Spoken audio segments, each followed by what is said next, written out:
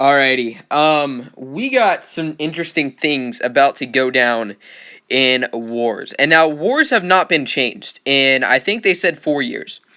And in my opinion, all right, there's some good changes here. There's some not so good changes, and I'm gonna go over my opinions on all of that after we go through the information. So sit tight.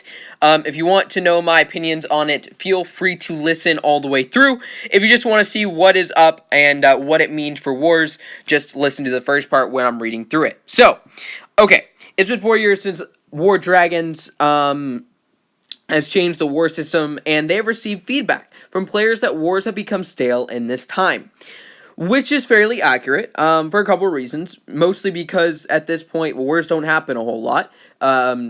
Let's be real here, and also I think the main thing is that wars don't mean a whole lot these days. All right, that's part of the issue. The rewards for them suck. All right, I really don't understand why they're making all these changes when honestly, if they wanted to make wars like a lot better, make it worth it. Like, make it to where you don't just get 100 extra egg tokens. We get that through Atlas. Like, it seems like they're just pushing people towards Atlas and just say, you know what, screw wars. All right, that's just my 2 cents there. But trust me, we'll have like 50 cents worth. But that's my initial 2 cents. Anyways, reflections on the current war system. With wars being an integral part of the game since its inception, Reeve noticed some key issues with the current system that we want to address with the redesign. One or few higher level individuals have disproportionately large and undesired influences on war outcomes by being able to attack every teammate. Yes and no. The thing with that is it also makes it to where teams that war do really good waves can counteract that. Because if you can take out every single base, that's great, but you're in the end, the other team is going to get a ton of freaking defenses. Just wave that freaking team. Like, it's not that hard. Most bases on a team feel unimportant because high-level backers make defending futile, which I would actually agree with. Wars have become frequently ending in ties, which in my opinion is not true. Like, I've had a complete tie, maybe twice. And I've warred a lot of freaking times. But that's just me. So, following these identified issues, we have a series of changes in place detailed below, including rotating buffs and introduction of 6th and 7th flames. Oh my, please no. Alright, let's start with the weekly buff. Rotating buffs. In an effort to make bases feel more challenging in wars, we're adding buffs to all bases as well as weekly rotating buffs. Bases should be more challenging in this new system compared to previously, and players should expect that being able to solo with the dragon will be more difficult affair. We believe wars will be more exciting if players don't expect to always easily plow through a base, which I won't necessarily disagree with. To help make bases more of a challenge, every base will have 10% increased HP and tower attack while a war is active, which stacks on top of active base boost and rider. Additionally, the rotating buffs will add another level of change or challenge with 10% base resistance to dragons of 2 different elements every 2 weeks. For example, week 1 and week 2 may have a 10 resistance to both ice and fire element. During week 3 and 4, it may be earth and wind, and so on. I'm not gonna complain a whole lot. It's not. This is interesting. It adds a little bit more variety. Like, maybe changing up the dragons you use, but depending on gear and like the dragon, right?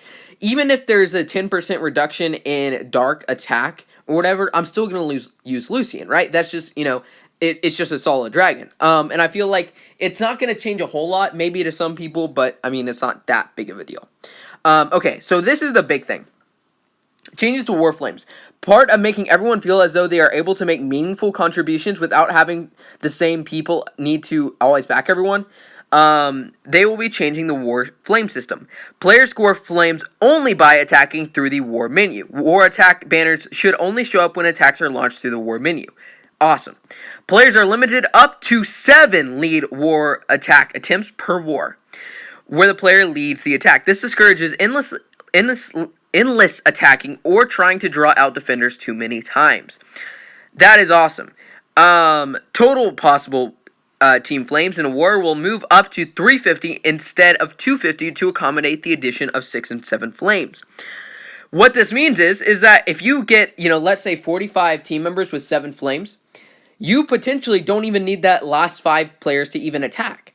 Like, now, of course, in higher leagues, I'm sure you're going to need 350 flames to win. Pretty much. But, in lower leagues, even in Sapphire, I'm thinking that it's not really going to be that big of a deal if you have someone miss, as long as you do pretty well.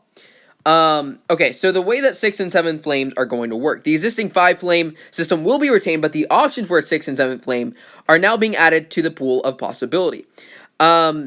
So, what this is going to do is 1 through 5 flames, same criteria as today for obtaining these flames. For the 6th flame, the lead attacking dragon by the player who initiated the attack must destroy 75% of the base on their own to get the 6th flame. The flame is not able to be obtained if the lead attacking dragon does not hit 350 or 35% before being defeated. 7th flame, the lead attacking dragon, same as above, must destroy 70% in order to get this.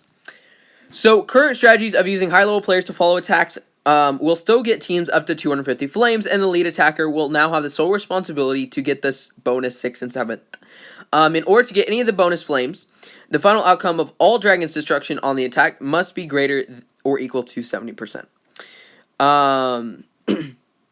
So, adjusting the tiebreaker system. Ties should be much more uncommon in this system, but on the rare occasion that they do occur, we will now break ties by tracking the fewest total attack attempts by the team as a whole, which is actually pretty cool. The updated team war menu during... Now, I kind of find this funny. But we are better, sad boy. Like... What in the world? Interface improvements. So, to incorporate some of the changes coming into the updated war system... what in the world? The UI of the war menu will change to reflect the introduction of these new features. Rules and active war buffs and their remaining duration will now have their own tabs. Added in a counter to show how many attacks a player has attempted in the ongoing war, which is awesome because that shows people who are abusing the system and not inviting, but they, rack up your defenses, which is awesome. Players will now be able to sort by player level defeated by attack score and base status in ascending and descending order. That is amazing. Players will now see a 6th and 7th flame as attainable in the contribution page and the battle results page. So, interesting. However, the biggest issue I have with this, alright, is that you could have a really good flyer with Hosset or Noctua or, Necrix or whatever the case may be. Whatever setup dragon you want to use in that situation. And they were really useful to teams because they could set up bases that were super high level compared to their own. There is no way a Hosset is going to 70% a base that's maxed out. So basically what they have just done is made it to where impressive flyers have lost their value. Pretty much.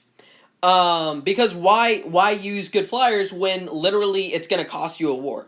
I mean, potentially. Again, this is like a particular situation, but I mean, it makes it a little bit less of I don't know, skill.